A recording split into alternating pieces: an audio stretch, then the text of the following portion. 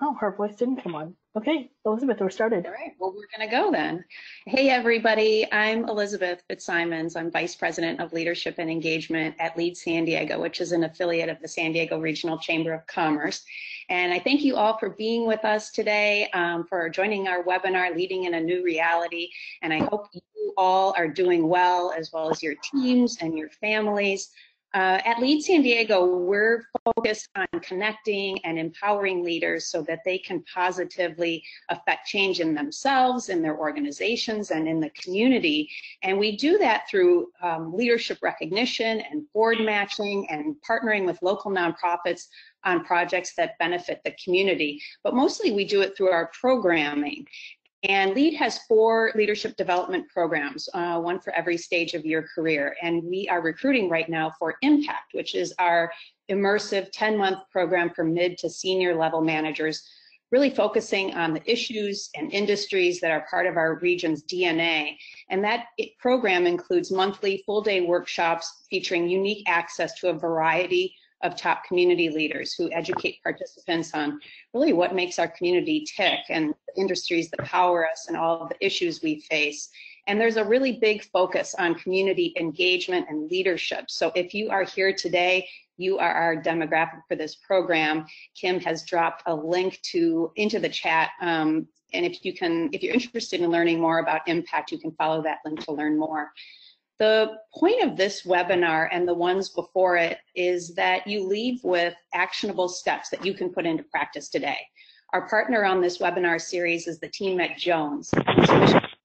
We develop leaders and human systems that counter oppression through diversity, inclusion, and organizational effectiveness. At the controls, as always, is my colleague and lead program manager, Kim Nguyen. Hi. Hey, Kim. And for those of you not familiar with GoToMeeting, you can go up to the top of your screen where it says View, and you can choose everyone who's talking. I would suggest you set it to who's talking so that you can really connect with our wonderful speakers who are here with us today. We'll spend about 12 minutes in conversation with each of our guests and then take questions from all of you for about 20 minutes. As you know, this webinar is being recorded and we'll post it to our YouTube channel and email the link out afterwards for viewing later on. So today we're talking about community service.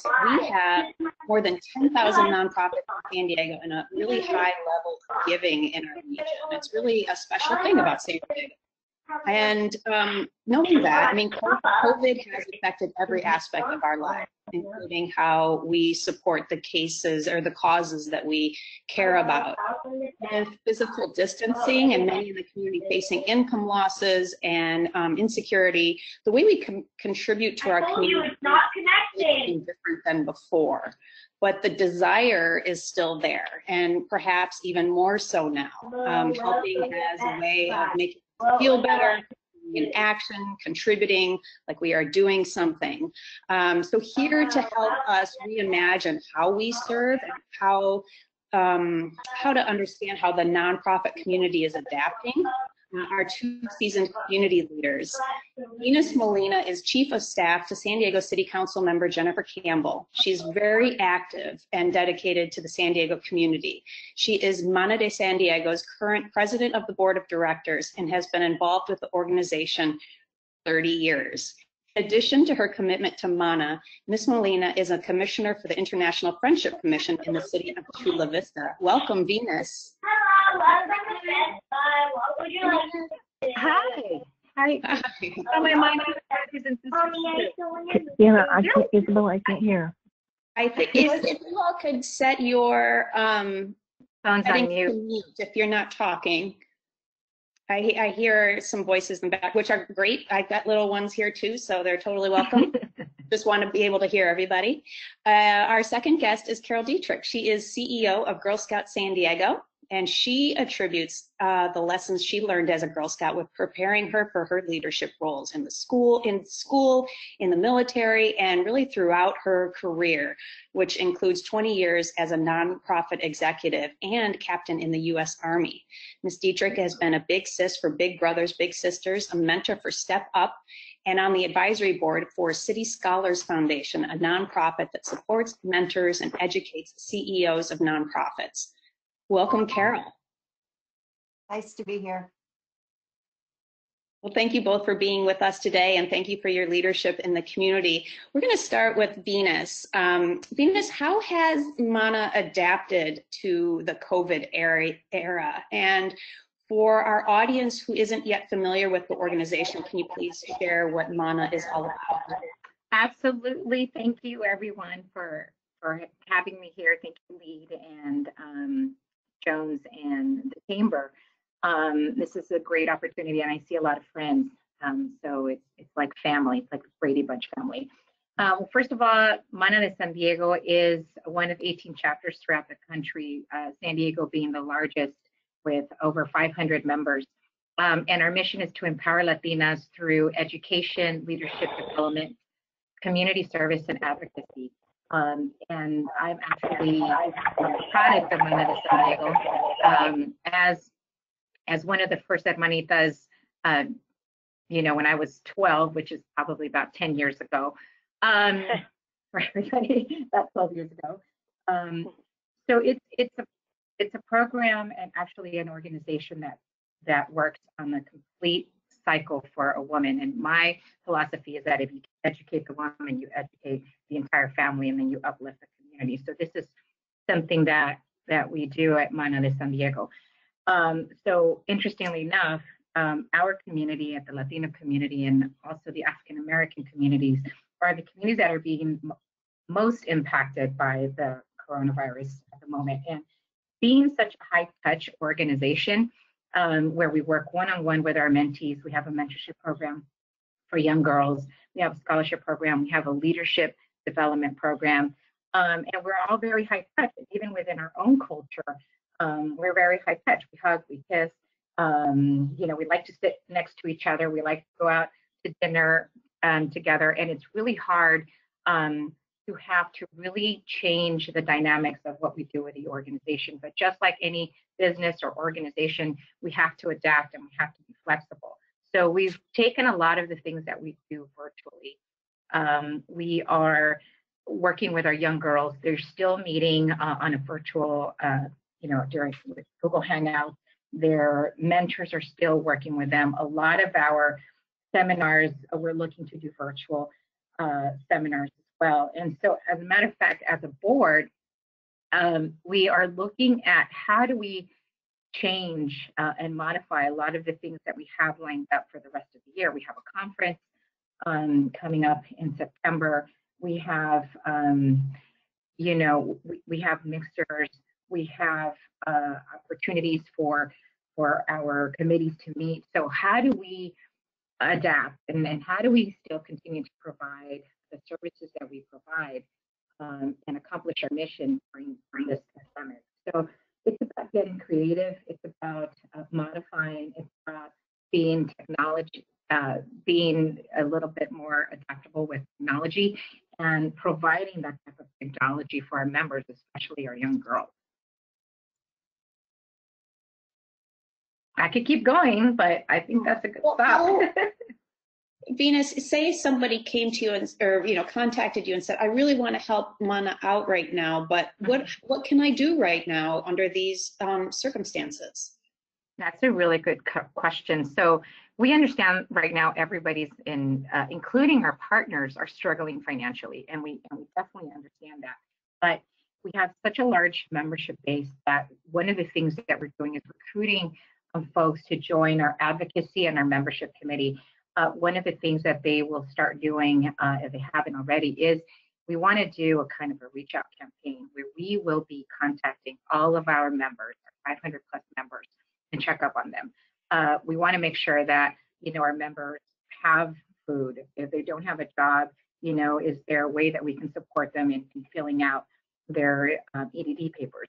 Do they need help with PPP? We have members on our board that, you know, are pros and veterans when it comes to PPP.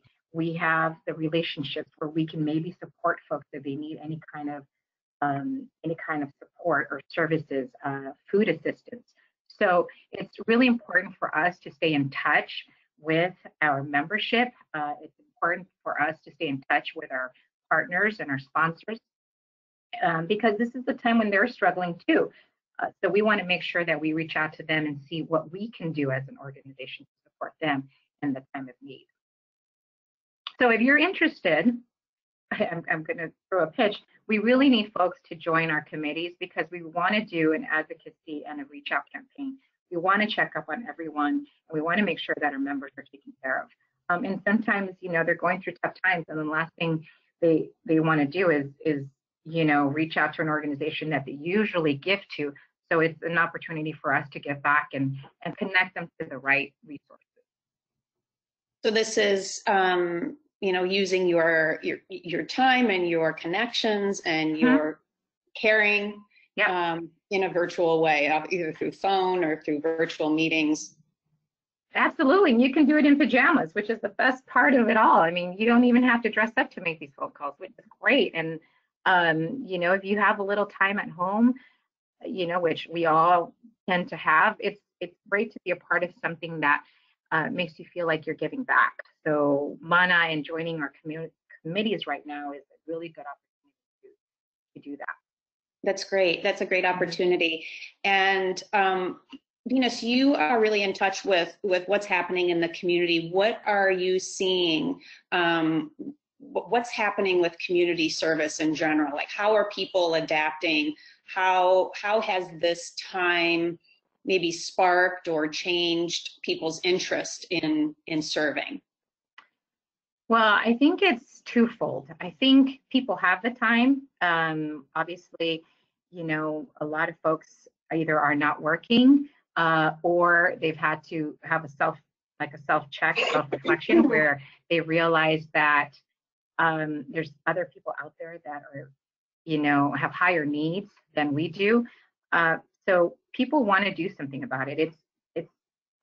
It's very challenging, and I think that it is traumatic to, you know, to kind of endure what we're dealing with now. So we need outlets, and obviously the outlets that a lot of us are used to are not there for us anymore. So giving back and being able to do something for others, I think is a way of dealing and coping. And what better way than to help your fellow community members?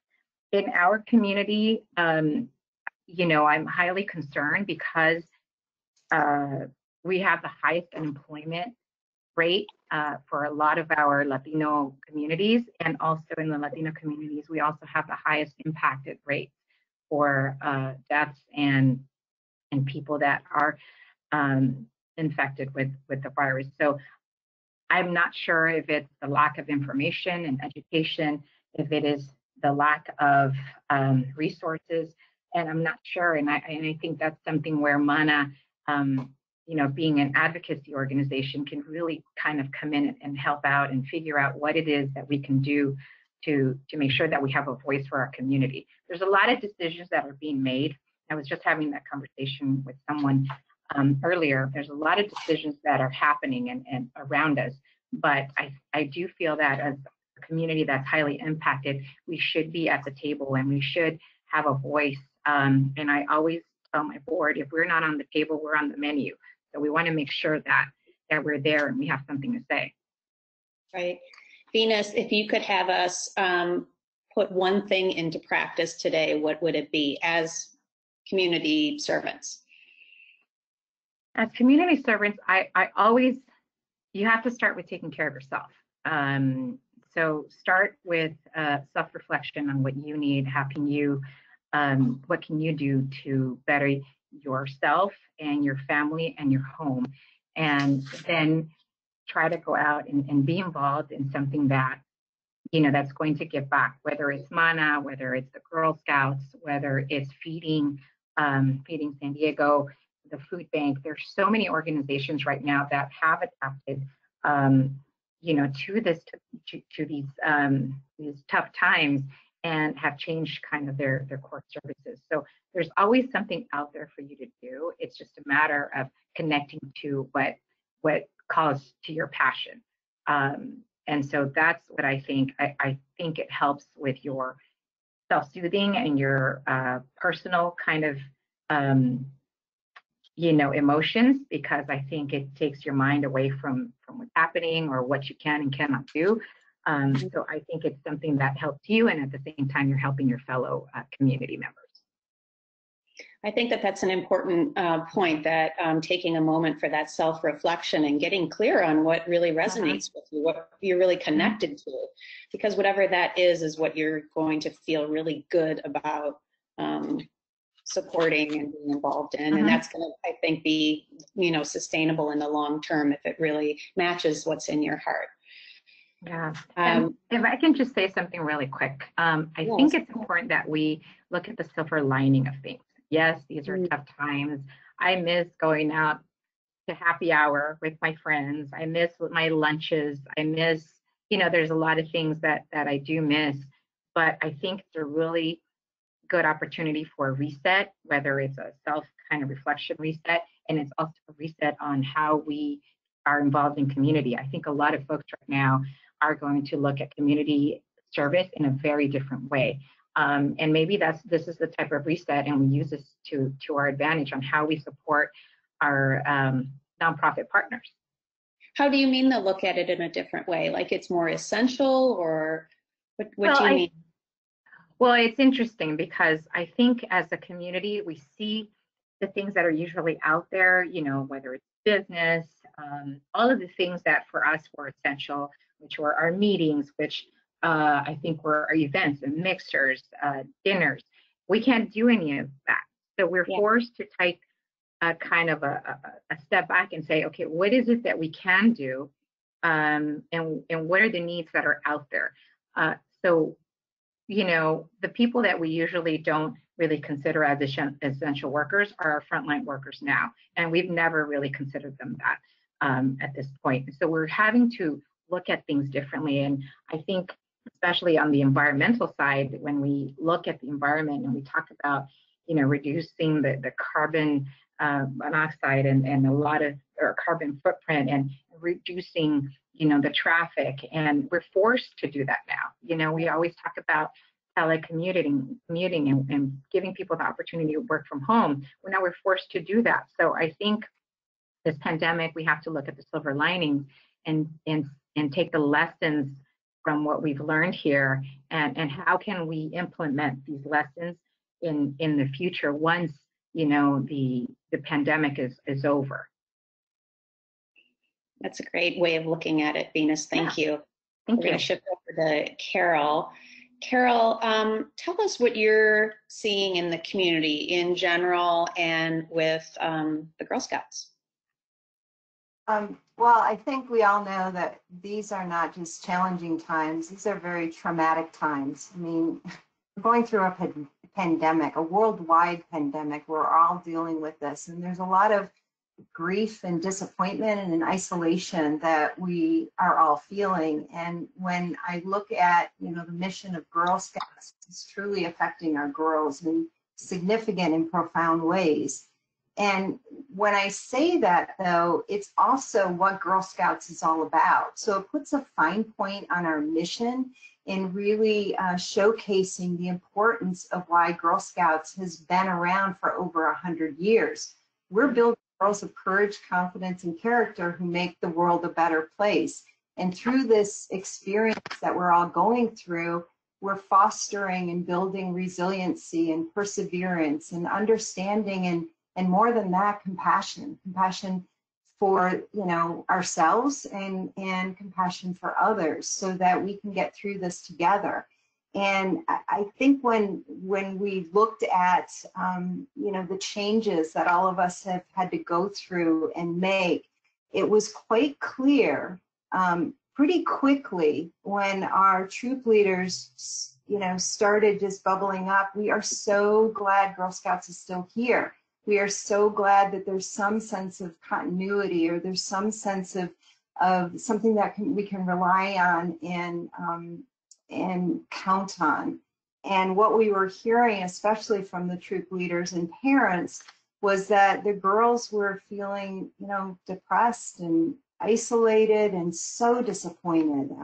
Think about all the things that were canceled, and think about the girls that are in high school and are seniors, and all of the senior experiences that had to be pivoted to virtual or canceled. So great disappointment. But what the troop leaders were saying, that when the girls could still get together virtually and have a virtual troop meeting and connect with their sister Girl Scouts, there was some kind of healing and some essence that was coming out of there that was hopeful, that was helpful, and they were relying on each other in a safe space, right? They've gotten to know each other over the years, and this is a safe space for them. So it's turned into opportunity now. It's turned into opportunity for the troops to come together to earn their badges online and virtually, and to get more into technology, right? Because we've all had to pivot to a virtual experience. So they're becoming even more experts on this. And we launched, over 100 badges that are around science, technology, engineering, and math to include cybersecurity. So it's been quite incredible. Although it's still heavy and it's still very challenging and very difficult.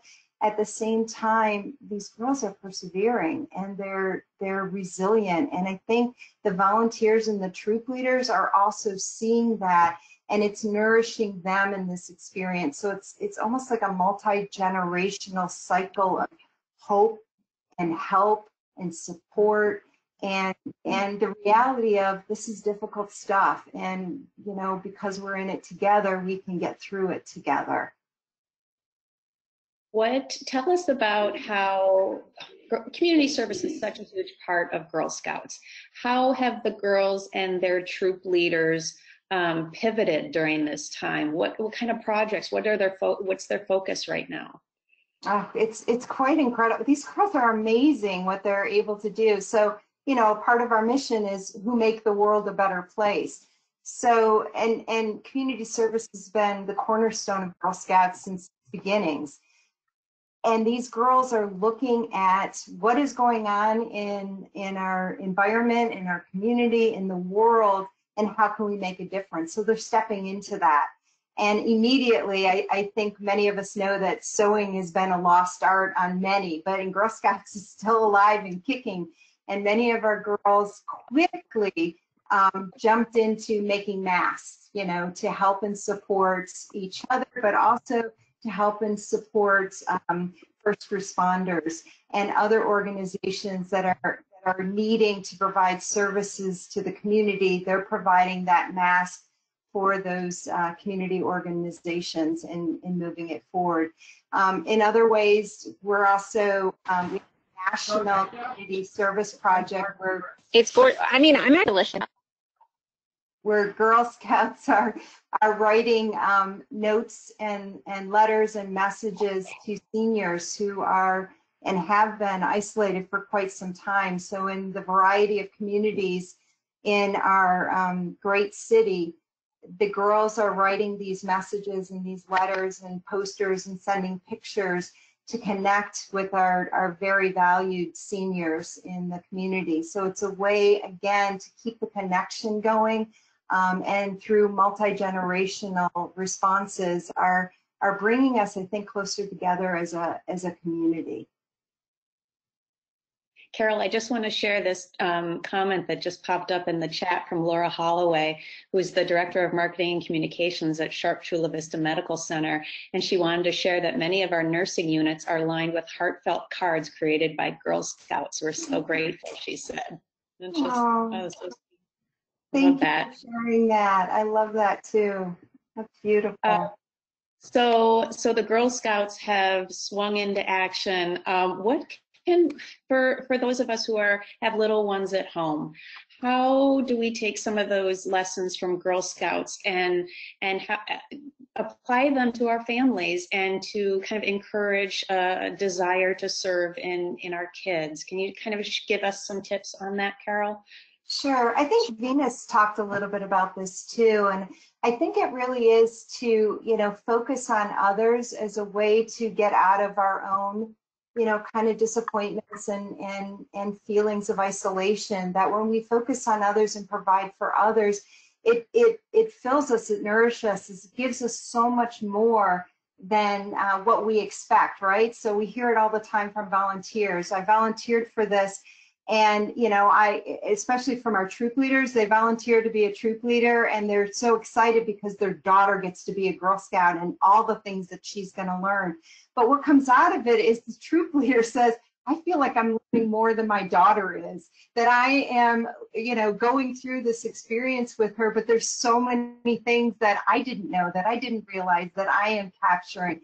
And I think that's the same with community service. We step into that and we have no idea. We sign up to do some simple task, but the relationship that we build in providing that service to another is profound, and it's heart changing, right? So I think when the girls, in Girl Scouts and anyone who gets involved in community service, you really understand the power of being human to another human being, the power of sharing your love and sharing your honesty and sharing just a good effort, to support them in whatever they're going through. And I think it nourishes us. I think it fills us.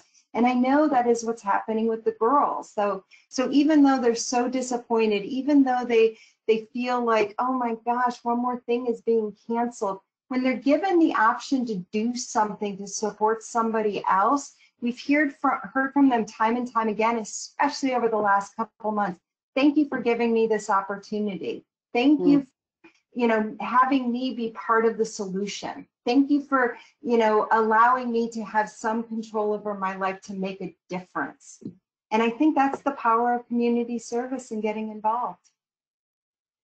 Well, my next question for you, Carole, is about the Girl Scout Gold Award. And I have a 16-year-old daughter who is about to embark on her Gold Award journey.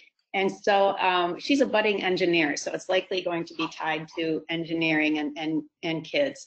But I'm wondering if there's some girls who are rethinking their Gold Awards to be focused on the pandemic. And maybe you could talk a little bit about that and give an explainer of what the Gold Award is for those who aren't familiar. Sure. So the Gold Award is the highest honor achievement in Girl Scouts, and it's high school Girl Scouts that earn this honor, and it usually takes a girl about 2 years to earn it, and it's through making a difference. So they choose a project that is going to have a long-lasting impact on a community, and a community can be, as close to your neighborhood to as far-reaching as global community. And these girls, take on some pretty awesome projects to make a difference in the world. And through this, they work with volunteers. In some cases, they have to raise funds to do it. So there's all of this learning, project management. They go through presentations, so they learn how to do that. So there's all these great skills that will serve them throughout their life in earning the Gold Award. And many of our Gold Award Girl Scouts, and actually many of our high school girls, when we've done a recent study of what is most important to girls today, what comes up for them is mental health or brain health. And that so many, especially girls, deal with low self-esteem. They deal with anxiety, they deal with depression. And currently what we're going through, it's pretty significant and severe. So many of our Girl Scouts are looking at solution, right? How do we address this problem that is impacting us, especially now? And several of the girls are taking their Gold Award project and pivoting it to reach out in this very specific area of brain health and mental health, and helping girls, and not just girls, but youth, deal with disappointment, to build the resiliency, to build those skills, and to have resources or access to resources, to know what those resources are, So some of them are developing support groups. Some of them are developing online resources. Others are doing, you know, these talks in and throughout different schools, starting as young as elementary and middle school, to educate, you know, their peers and the younger kids about this, and to know that they're not alone. So it's really quite amazing what these girls are doing to support each other, but to support the greater world, and so relevant to today. That's wonderful. It's great to hear. I can't wait to see what some of those projects turn out to be and what they accomplish. What is one thing that you would have us put into practice today, Carole? I think I'm sorry, I'm going to say two things, but I think it's patience and kindness to ourselves and then to others. So that as we go through the day, if we can be kinder to ourselves, and at the end of the day, not feel so disappointed in ourselves because we couldn't get all those things done, or that we were overwhelmed, that we lost our temper, or that we weren't our best self that day, you know, just understand this is a really difficult time. And if we can be a little kind to ourselves and a little more patient with ourselves, just maybe then we can extend that to others as well. And I think it's so important today to have that awareness. Okay, I just put a note in the chat to invite questions. That's a great message, Carole. Thank you for that. And I have a question for both Carole and Venus, and this would be for families who are looking to do something together. That they can do together as a small family unit, or maybe it's a family with family members who are at a distance. But what are some things that a family could do together? Would you like to start, Venus? Yeah, sure. I can tell you what I've been doing with my family. But before anything, I just wanted to mention something really quick, because Mana and Girl Scouts work together. We're partners. Actually, one of our hermanitas has a Girl Scout troop, you know, within Girl Scouts. So I think that collaboration amongst the nonprofits is great, because we need each other right now. And I also, Carole, I want to say that one of our hermanitas graduating this year did receive the Gold Award. So her name is Ileana Rodriguez from Hilltop High. So you guys are doing great things, and so she's our Gold Award recipient. So thank you. You know, one thing that we're doing is we're teaching my mom. I'll start with this. My mother's 73 years old. She has a flip phone. She doesn't text. God forbid I try to teach her anything else. This is a really good opportunity for families, especially the younger generation, to teach the older generation about technology, and also have an opportunity to connect with outside families. You know, having my mom try FaceTime and duo calls is really funny, because she has no idea how it works. But, you know, obviously this is a way that we have to connect nowadays. So I think that having technology and including that in your family mix so that we can all connect is a fun way to stay connected, to keep in touch with those that we can't see, like our parents and our grandparents. And trust me, it's kind of fun trying to teach them how to dial in and not to, you know, put their camera in their face. So that's something fun that you guys can definitely try. I tried it with my 73-year-old mom, and she hasn't gotten it. So, you know, maybe one more month of a pandemic and we'll be right there. So something fun for you to try.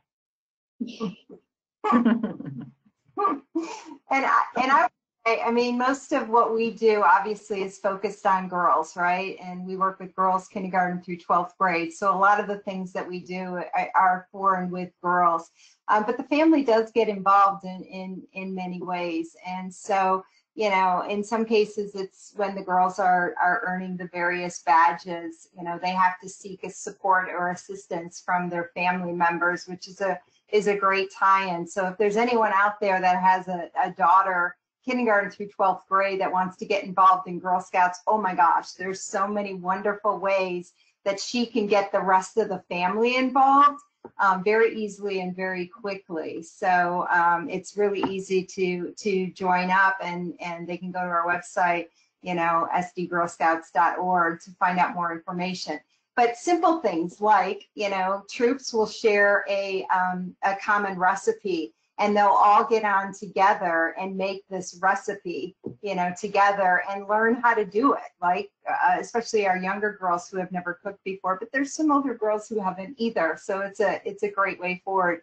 We're also doing such things as a intense, INTENTS, intense camp out. It's going to be a virtual camp out the beginning of June, where I'm setting up my tent outside, and I'm going to have my sleeping bag, as well as thousands of Girl Scouts across the county that are going to be, actually both counties that are going to be involved in this. And I'm sure we're going to see dogs and, other pets and brothers and fathers and mothers, all in the background kind of participating in this as we all have this wonderful experience, outdoor experience of camping. So there's creative ways of doing it, and creative things that we're doing, that we're showcasing, and the girls are getting their families involved in it, which is really kind of fun.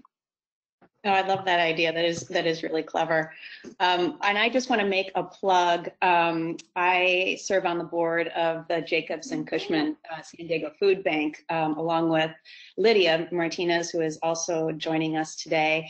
And the food bank, if you have teenagers and you're interested in helping out at their warehouse, doing food sorting and packing, they have instituted physical distancing and safety protocols. So they are, it's an opportunity for you to volunteer at the food bank with your children who are 14 years or older. So just wanted to put that out there for those of you with teenagers who are looking for something to do together. We have a question here I wanted to get to.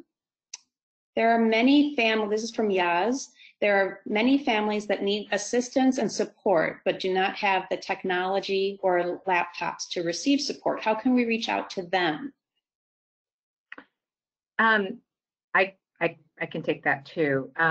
There's a lot of organizations that are out there that are providing laptops. I'm not sure if the young people, the kids, are within the San Diego Unified School District, but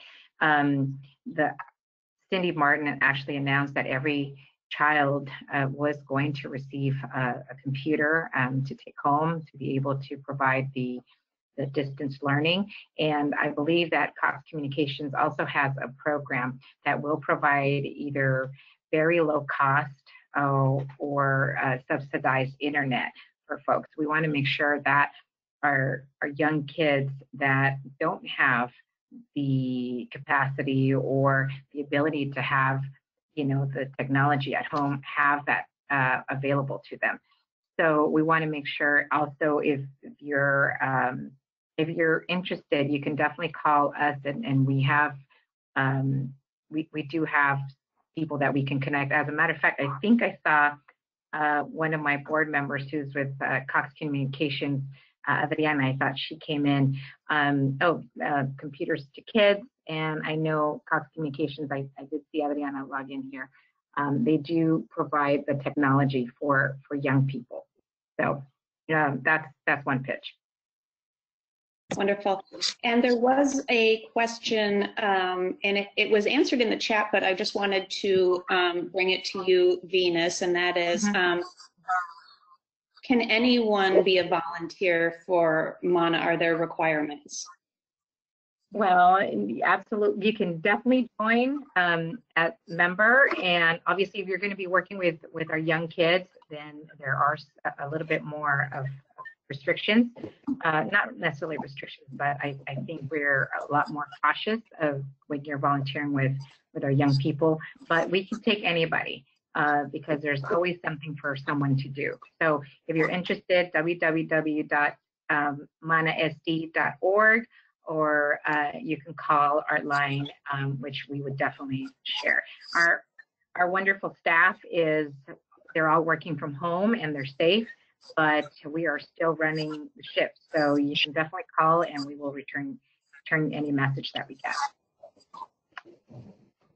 And I did see on there, thank you, Denise, there's information on the Cox Connect to Compete program is www.connect2compete.org.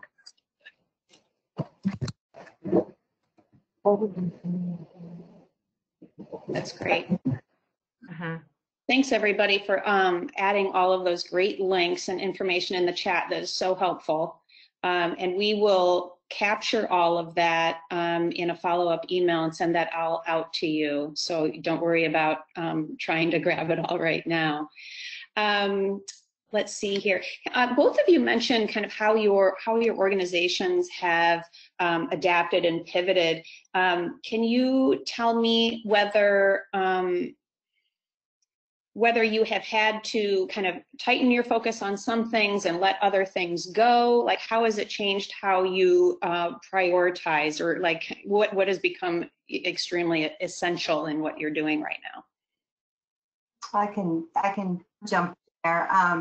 So I think first and foremost, for many of us who are leading organizations, it was an hour-to-hour response, right? And then we day to day, and then week to week. And I think now we're getting to where we can look out a month at a time. So I think part of this was a major part of this was communication. Who are the audiences that we need to make sure that we're communicating with in a timely manner with the changes. And for Girl Scouts in particular, it definitely was our staff, our board, our major supporters, our volunteers, and our girls, right? And so getting that communication out on a regular basis with all the changes that continue to happen is critical. So part of what I was doing is I was meeting with my senior management team. It started out every day, and then it went to every other day, and now it's a couple times a week, right? So we're pivoting that, but again, it's back to communication and getting out a message to the board on a weekly basis of what's going on and what's happening, and definitely to our volunteers on. Again, at first it was almost every other day we're getting out information, so they knew what they could expect, right? And when we had to give disappointing news, it was kind of an understanding of this is how we're going to make sure that we protect and secure the safety and the wellness of our organization, to include our staff, our girls, our volunteers, and all the supporters that are vested with us. And safety and the health has to come first and foremost. So that's what we were doing. And then I send out a daily message to all of my staff, and it's a heavy lift, but I think it's really important because I'm sharing tips of brain health. I'm sharing tips of how to work from home. I'm sharing tips with the staff about how do we build cross collaborations, and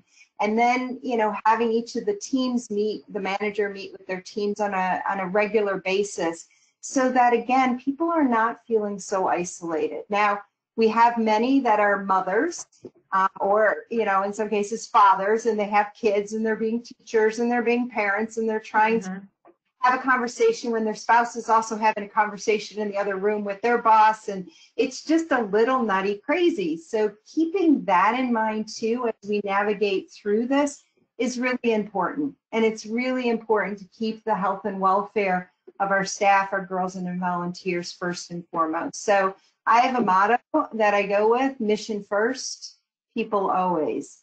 And that is not an easy balance if you really look at it. Mission first, people always. It is very challenging, especially during these times. But if and when we keep that front and center, it helps us to make decisions going forward and be timely in those decisions in the communication. Thank you, Carole. How about you, Venus? Well, I think Carole did touch on a lot of the points, and I think I mentioned it earlier that You know, initially it was triage. I think we went through triage, just like Carole said. It was a daily, you know, hourly kind of check-in because things were moving so fast. And I think, you know, we've come to a calm, maybe not the calm of the storm, but there is a calm. And, you know, this is a really good opportunity, like I said, to self-reflect and to and take a step back and to really have a hard conversation with ourselves, with our leadership, and also with the staff, because, you know, they're doing a lot of the heavy lifting as well, and seeing what is it that we still can accomplish?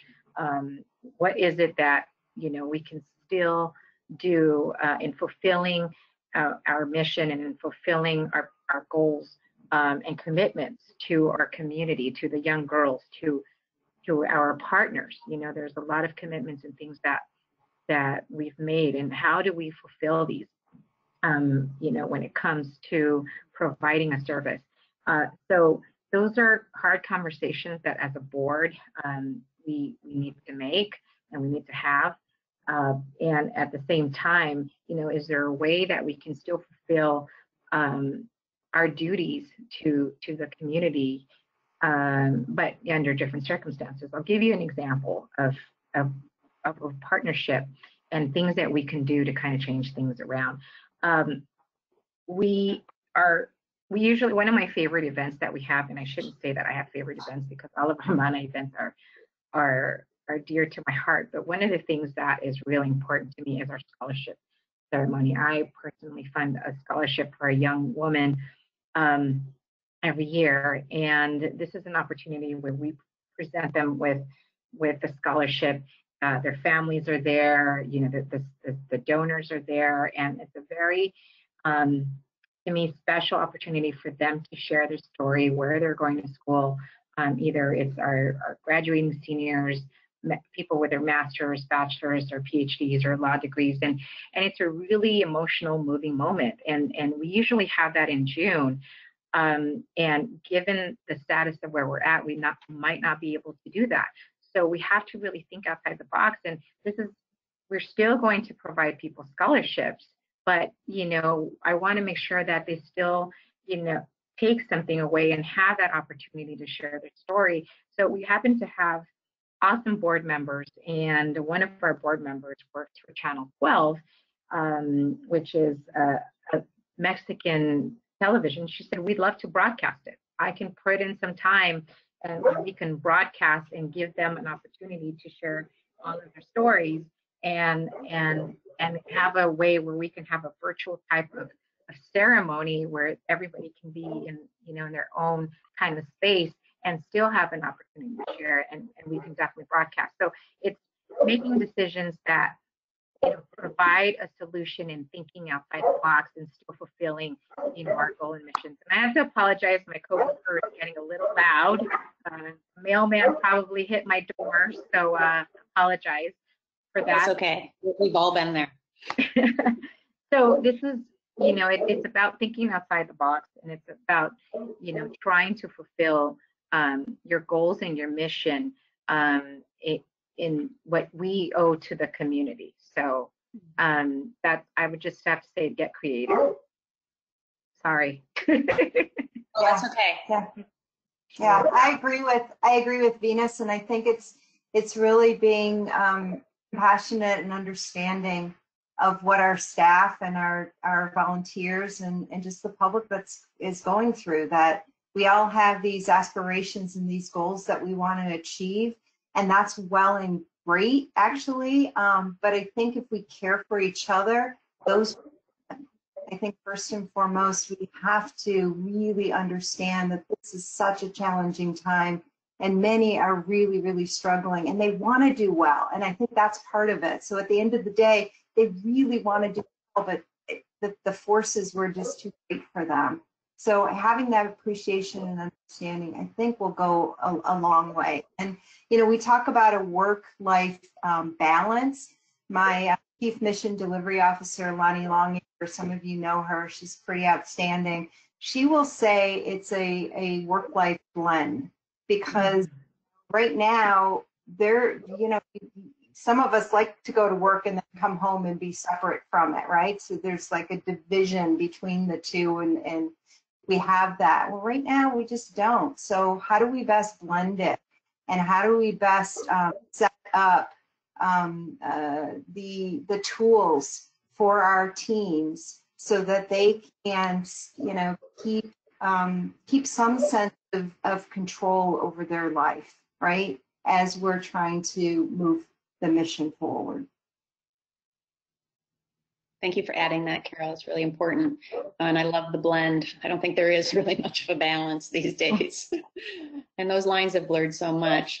Because going back to what you were saying about the importance of starting with some self-reflection on before considering how you want to serve in the community, what is your recommendation for, say someone does that self-reflection and thinks a lot about how they want to serve, how they want to help out, and they have identified a cause?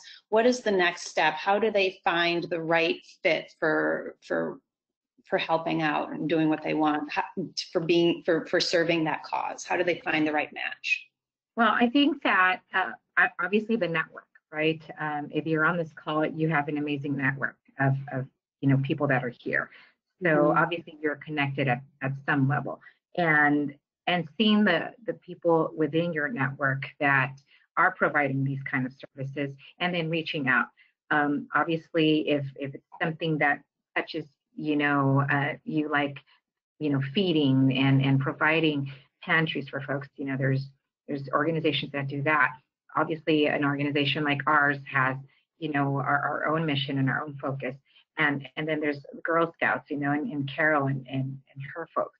So I think that really tapping into your network, you can go online and you know, and research, and you'll have tons of you know, tons of leads. But I think it's having that one-on-one connection with someone within your network to really get a feel of, you know, what it is that the organization does, and also looking at what you're trying to get out of that, because you know, you're giving back, but there has to be some kind of fulfillment for yourself as well. So we want to make sure that it's a good mix, it's a good partnership, and it's good for the organization, and it's good for you as well. That's great. And you can call us directly too. I'm sure Carole and myself, you can email, you know, and we have great staff. So definitely reach out.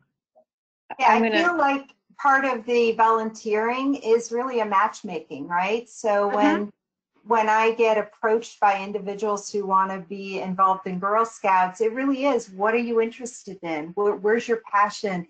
What is it that you want to do? And there's some volunteers that say, I really want to work with girls. Okay, here's the ways in which you can do that. Others are like, I just want to be a part of Girl Scouts, but I don't want to be a troop leader. So is there something else I can do? And so we have we have, you know, one-time experiences where phenomenal men and women come in and do presentations or workshops, or, you know, all kinds of different things to help support our girls. So, and then there's always, you know, obviously the wonderful events that we have, like we have Lydia Martinez on the call today, and she's one of the co-chairs for our upcoming event, Cool Women, that's going to happen on June 12th. And Patty Roscoe's in part of that, and Dia Hurston and Bing Cook. All of four of them are co-chairs, and they all, you know, have been cool women and believe in the power of women helping women. So there's a whole variety of opportunities, and it's just a matter of reaching out and saying, I want to do something, I'm not quite sure what it is. And you know what, just to piggyback on that, Carole's absolutely right, because, and that's why I think that using the network is so important, and not just kind of going online, because you'll get our, you know, our basic story online, but talking to somebody that's involved, and there's so many people involved at different levels.